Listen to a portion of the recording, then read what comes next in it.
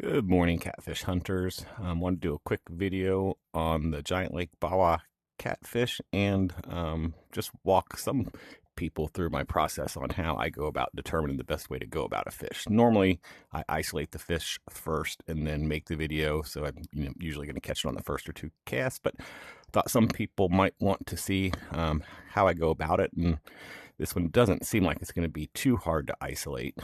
First thing I do is I'm going to take a look at the fish itself and its bait preferences.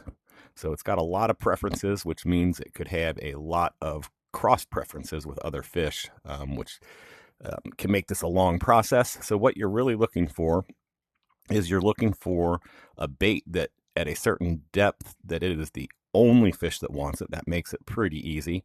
So what I'm looking for is also it's a bottom fish. So I exclusively float fish for bottom fish.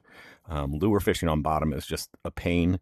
So I'm not even going to look at the lures. So I'm looking at the shiner and the crawfish. Now I'm going to look at all the other fish, and I'm looking for fish on bottom that would have the shiner and the crawfish, and whichever has the fewest shiner or crawfish, that's what I'm going to go with. So I'm just going to scroll through the fish. Neither one, so that's not a distractor. Largemouth bass would be a distractor on the shiner. Snakehead is not bottom. Catfish is bottom. Shiner's not looking like it's going to be our bait because there's another bottom shiner. Nothing to worry about here. Thankfully, there's not a lot of fish on this board.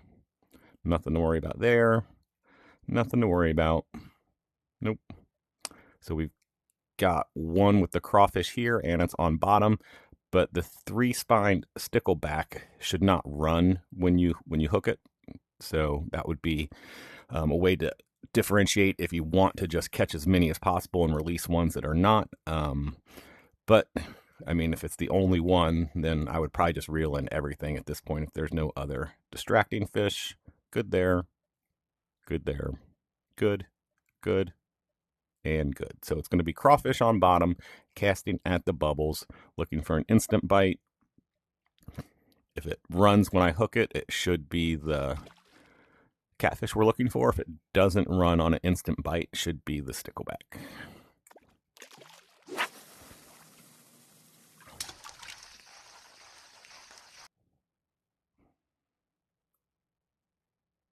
No instant bite there, so no need to stay there.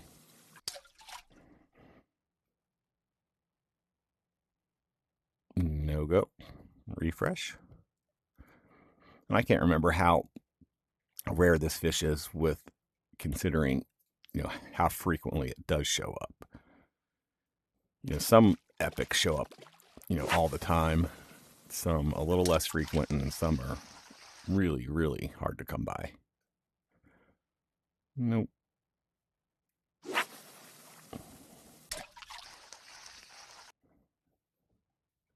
There we go. Let's see what we get. This should be our catfish.